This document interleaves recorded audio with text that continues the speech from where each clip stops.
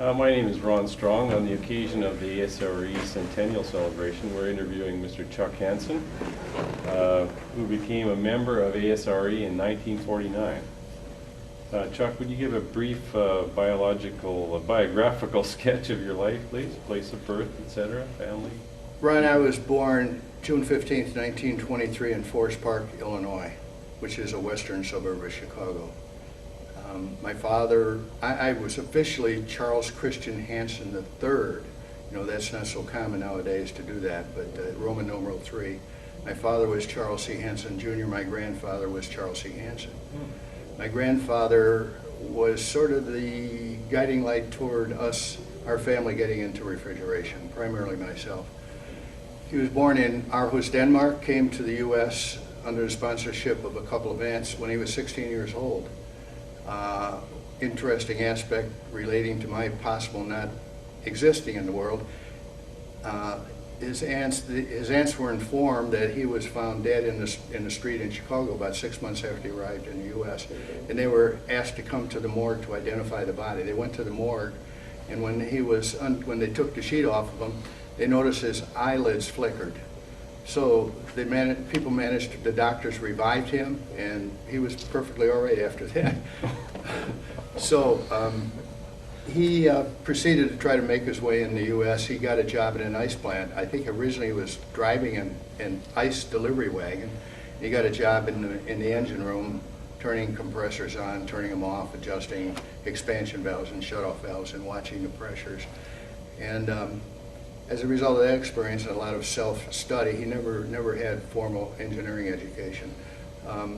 He eventually became manager and eventually general manager of Peerless Ice Machine Company, one of the old-time Chicago ammonia refrigeration companies. And he was there for some years. They were quite successful. And then he had a friendship with Mills of Mills Novelty Company, who were also into refrigeration. Somehow they got involved in a player-piano dispute. Each claimed to be the inventor of the player piano. So my grandfather got involved in serious lawsuits against Mills Novelty Company, which of course eventually became Mills Jukeboxes. But as a result of that, he licked his wounds, got out of that ordeal, and decided to start his own business in his home in Forest Park, Illinois. His first product, based on his experience, that the most dangerous place is the high side of refrigeration systems, where things can happen real fast and be real dangerous. He developed a pretty simple device. A lot of the plants at that time were diesel engine driven. So if the head pressure was too high, somebody had to shut off the fuel very quickly.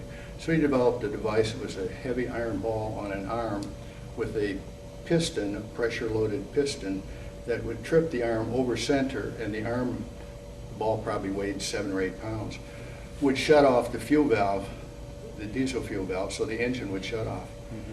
Then as conversion occurred to electric-driven plants, he used the same mechanism to operate the knife switches of 25, 50 horsepower electric motors. So when the pressure got too high, same old thing. They called it, because it made such a noise when it was pushed over, the nickname was Bingo on the High Side, was the name that they developed. So from that, he developed later, from operating from his home, an automatic expansion valve.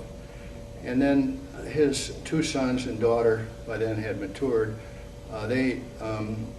Brother-in-law and the 2 sons came into the business. They had all served in World War I, and after they came back from World War I, they joined him to build the company, Refrigerating Specialties Company, which was founded as a corporation in 1916. So they built up that company and eventually expanded the control line into condensing water regulators, pressure regulators, and a lot of industrial refrigeration items. My grandfather died in 1930-31, and the 3 children, a daughter and 2 sons, took over the business and ran it quite successfully. As a child, I always knew of grandfather, and he was the patriarch of the family, and you know, we always heard how wonderful he was. My grandmother had died earlier, so we didn't see him very often except when he might be invited for dinner. And I remember him as being sort of a bear-like, gracious guy. He was a very good salesman. He was not only good technically, but he was very good at selling his product line. Like yourself. Well, I wish I were as good a salesman. I'm more of a marketing guy than a salesman, Rod. And I still, I'm primarily an inventor, believe it or not. But I think. But anyhow, the sons, as I was a child, when I went to grade school, my family was not very religious, so I went to the closest school, which happened to be a German Lutheran school. It was 4 grades, the first 4 grades in one room. And I went to that school, had Lutheran religion pumped into me very vigorously. And I was, at that time, my career was going to be, I was going to be a Lutheran minister. And it came time for me, after I finished the 4th grade, to continue on to the main school, which is about a mile away. And when I entered that school, I had to make the mile walk. There were no extra cars, no school buses for towns, and mostly school buses were rural. So we, in the process of walking to the big school, eventually found out I had trouble walking. I had a problem with my hip. Well, the doctors eventually found out I had a disease called Perthes disease, which was the deterioration of bone in my hip. So I had to have a cast from my waist to my toes on my right leg, and waist to the mid-thigh in the other leg, 1 year immobilized on special diet. And after that, I was going to be on crutches for 2 years. So I got out of the Lutheran school situation and went to the public school, which was 4 blocks away, which I could make on crutches. So from there, I had then gone into from the religious world to the secular world, went to regular public high schools, and I enjoyed high school. Even at that time, I wanted to be a mechanical engineer, and one of the requirements was to interview a mechanical engineer. The mechanical engineer I interviewed worked for Burge Ice Machine Company. My father knew of him. His name was Don Parkhurst, who was an ASHRE member. He was chief engineer of Burge Ice Machine Company. And that reinforced my idea that I wanted to be a mechanical engineer. He was a graduate of the University of Illinois. From there, I had a pretty good record in school. I had a math teacher who helped me apply for scholarships. And the best scholarship that I had was a 4-year full tuition engineering scholarship to Cornell University, which I was very happy to accept. And then that was about the time of Pearl Harbor. So didn't know what was going to happen after that. But I proceeded, went to Cornell University. I had never seen Cornell until I got off the Lehigh Valley Railroad when it was time to enter in the fall. Got a taxi, went up the hill, and that's to my rooming house, and that's the first I saw of Cornell University. And what year was that? That would have been 42, in 1942. So you weren't in the ASRE at that point? Well, about that time I might have been in ASRE because we had an ASRE meeting in our mechanical engineering department, probably 50 or 60 people attending, all the mechanical people from the university and a lot of mechanical engineering students. It was before the vast majority of people were pulled out for the war. There were still quite a few people under an ordinary situation at the university. Civilians, Cornell had not at that time been converted to a military training base, which it became within the next year.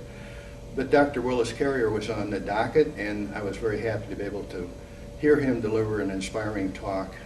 Also amazed at the humility of the man and the simpleness of the simplicity of his explanations of psychrometrics and how he built the Carrier Corporation. So that was a highlight for me. I then, the war was on. I was in the Army Reserve at that time because Cornell was an Army ROTC school. But our counselor advised us, try to get into the Navy if you want to have more education. Because even at that time, they knew there would be the European War first, the Pacific War second. War was a full reservoir of people for the invasion of Japan. So I was tens of thousands of men, a lot of officers going to run the landing ships into the Battle of Japan. And of course, after getting my commission and everything, about that time Harry Truman dropped the 2 A-bombs, so we were all out of a job, and the war was over, which was great. But I never did have anybody shoot at me. I was able to con a ship for a while, but never got out. I was behind schedule as far as getting into the war, which some of us were disappointed at that, but in retrospect, that was nothing wrong with that, missing the war. I felt my engineering education having been achieved under military conditions because we were calisthenics and military program under the V-12 program.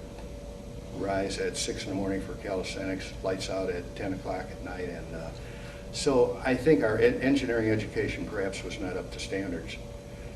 So after the war, I decided I would continue engineering, and the GI Bill existed, which was a great opportunity.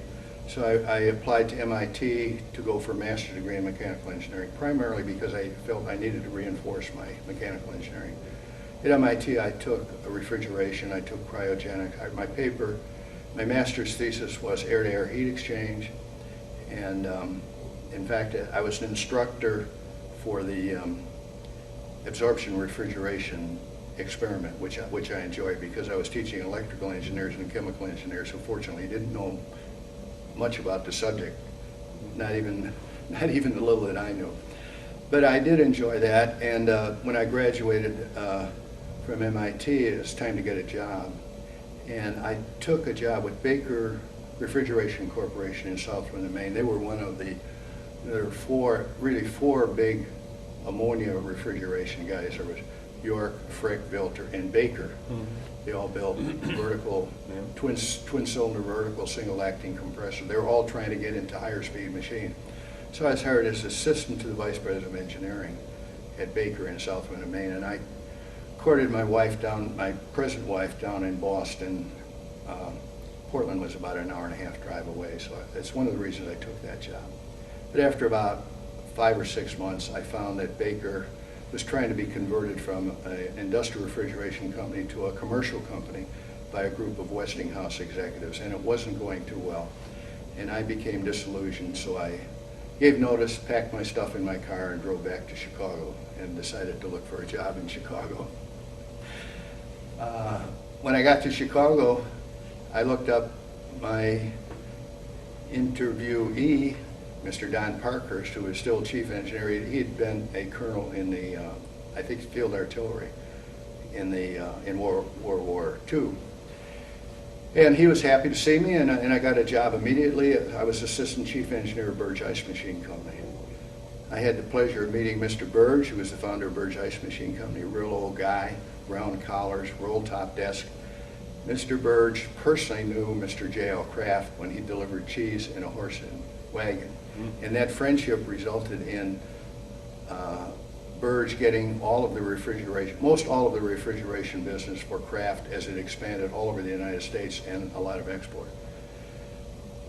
At Burge, I did a typical contractor at that time, did ammonia, did Freon. Of course, there was only Freon. There was only Freon 12. They still had jobs that were converting from sulfur dioxide and methyl chloride to Freon 12. So we worked in both fluids. We would do anything we could get. We did air conditioning jobs. We did small walk-in coolers. We did anything. We tried to do bigger work and gradually got into bidding the larger jobs. There was a lot of government work, especially Veterans Administration hospitals. So one of my assignments was to bid on Veterans Administration hospitals. And we were successful in 2 or 3 Veterans Administration hospitals. So I enjoyed being successful with some of those bids. Eventually, they moved me to run their office in Milwaukee, which was one serviceman, one telephone girl, and myself. And I think we had the coldest summer on record in Milwaukee at that time, and it was not going too well. I was not asked to leave, but I just was not happy, not really contributing adequately to the company. So I gave notice and left and went with a heat exchange manufacturer in Hammond, Indiana, and I spent a year there and had a difference of opinion with the owner as far as rating air coils at that time. And of course, he had all the stock in the company, so he said, "Chuck, I think you better go." And so I needed a job, and I went with Liquid Carbonic Corporation. I was engineering product manager for water chillers and carbonators, both the large ones for beverage bottling and also the small ones for soda fountains. And it's at that time that I really became, well, actually when I came back to Chicago with Burge, I became active in ASHRAE. I think that's when I officially joined ASHRAE. ASHRAE chapter at that time, the Chicago chapter, was very strong. We usually would get 100 to 150 people at meetings. Our population consisted not only of maybe 20%, 25% ammonia industrial people, but we had the air conditioning refrigeration cycle people, not the sheet metal people so much. But at that time, very often, the sheet metal people did their work, and then other contractors would do the refrigeration cycle. So they were members of our chapter. We also had the supermarket people, Hussman type of people. And also we had domestic refrigeration people. Hot Point was in Chicago, Whirlpool was in Benton Harbor, so they would come for our meetings. In addition, we had a lot of food technicians, frozen food people, the meat packers were in Chicago. So it was a very strong chapter. And when the merger occurred, it was quite a shock to us because we had no inkling that this would or could happen. We knew of the heating and ventilation, of the ASHRAE chapter, and we were friendly with them, but we were not that close. So when the merger occurred, You weren't we were all ready to get in shocked. bed with them. Well, I think we did try to attend their meetings, but it was sort of lost in the shuffle. I mean, it was shirts and skins in a way. Different interests, different types of programs. And at that time I was about 30 years of age, and some of the old diehards of refrigeration said, Chuck, we know that it's possible to form a new chapter. We can't continue the old chapter, but we'll form a new one. We want you to be the guy to start the new chapter. So they did a lot of the paperwork. National was, that was in the program to start new chapters. So we started a new chapter called the Chicago chapter, and it was primarily orientated toward refrigeration. And it was quite successful for a while. Gradually, the supermarket people dropped away, the domestic refrigerator people dropped away. So gradually, the chapter became weaker, and it was not due to the merger, because we were very happy with the papers, the data book. We got good representation. We had good representation on the committees. The technical work was good. The research in our field we felt was excellent. But there wasn't much we could do from slipping back downhill. The chapter just gradually deteriorated, and I was very sad after, maybe 10 or 15 years, I think it finally just folded up.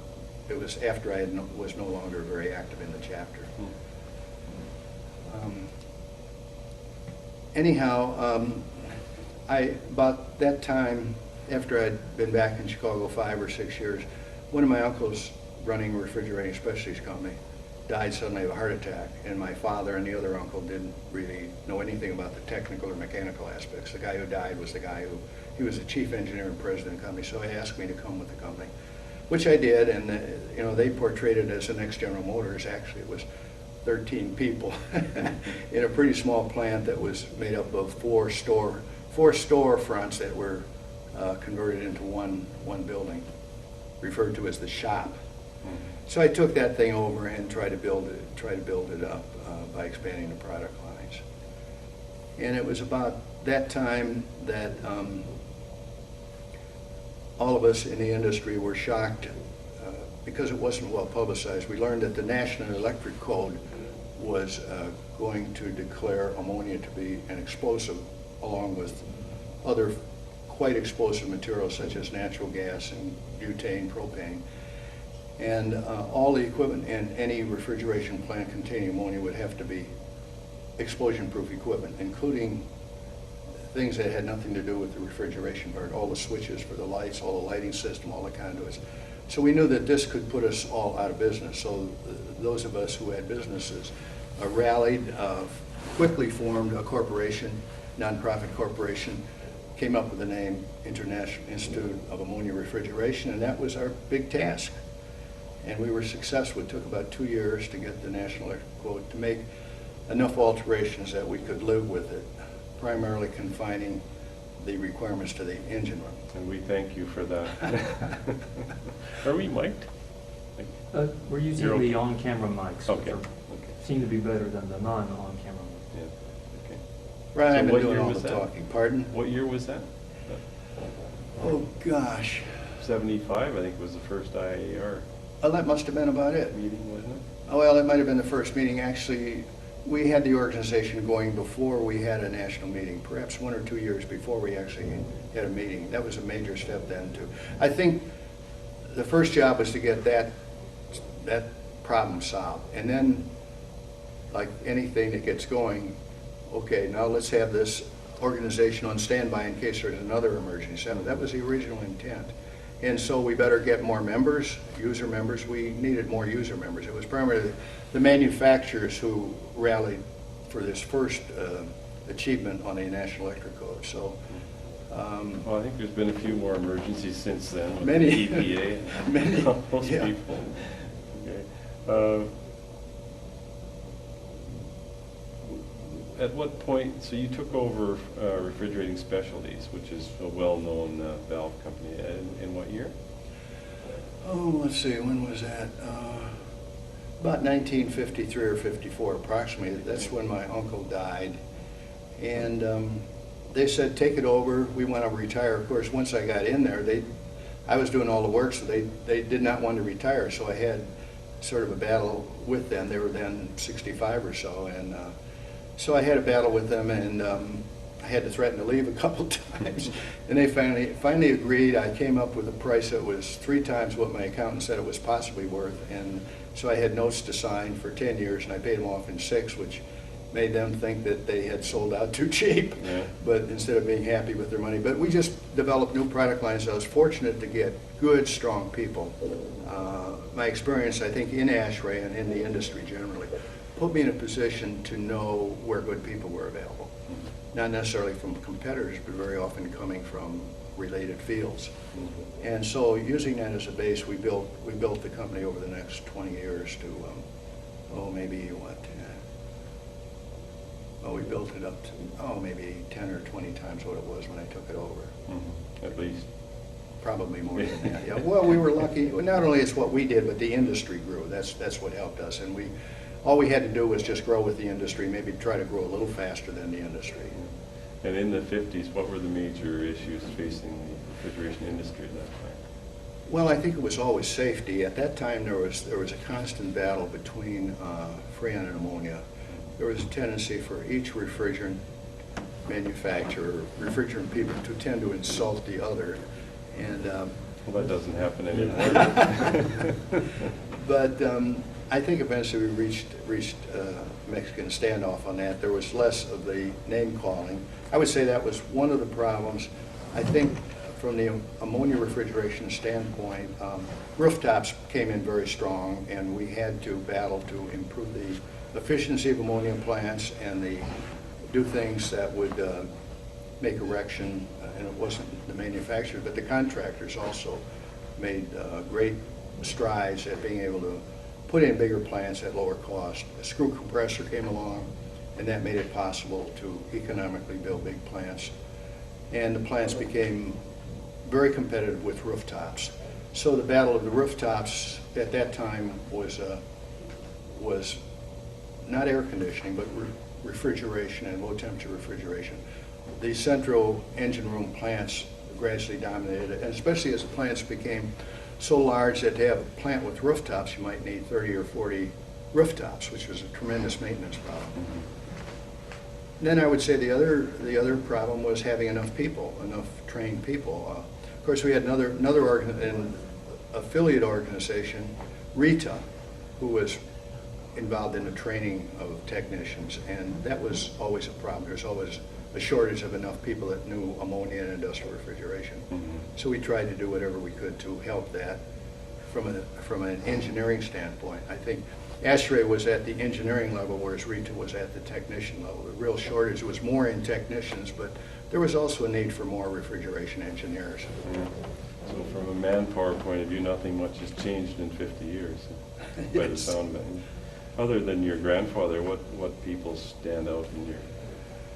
Well, I would say that it was my grandfather. It was also Don Parkhurst, the guy at Burge Ice Machine Company. He was a very honorable guy, very good engineer, very soft-spoken, kind of a guy who would give a person a job. He gave me complete authority to do my jobs. He would look over my shoulder just barely, and I think he taught me that that's a good way to operate. You can't possibly do everything yourself. You have to get good people and depend upon them doing the job, and just occasionally look over their shoulder surreptitiously to see how things are going. Mm-hmm. So I would say those people are the primary ones that influence me. Any advice that you would give a young person entering the refrigeration field? The thing I would say is that this is a great field. To enter it, be prepared to spend your life in it. You can't get into refrigeration for 10 years and decide to go to electronics. First of all, you won't have the know-how, but second, you will have trouble extricating yourself from all the friendships and all the knowledge that you developed, all the little tricks you've developed. So, but once you come into it, it's a very rewarding and satisfying field. From the technical standpoint, from the fact that it's a growing industry, because a lot of it, well, air conditioning I cannot speak for, but refrigeration, industrial refrigeration tied to food and food production is steadily growing with the population and with the improvement of standard of living. So it's a good growing field. It's also a changing field. The technology is constantly changing over a period of 10 years, like the screw compressor, recirculating systems, the scale of the plants, the type of evaporators. It's constantly changing. So it's exciting from that standpoint, from a person coming into it and being constantly challenged. Do you have any other comments you'd like to throw into this interview? I would say mostly that I've been very happy that I came into the refrigeration field. I've made a lot of friends. I've had a lot of challenges. I've had a lot of achievements that I'm proud of. I have a lot of friends that have helped me along the way. I appreciate all the help they've given me in being successful in my career and in my businesses. Well, I've only been in the industry for about 41 years, and your name certainly stands out as one of the pioneers of the industry. I'd like to thank you for Thank you, Ron. taking the time to come and talk to us. Appreciate your invitation.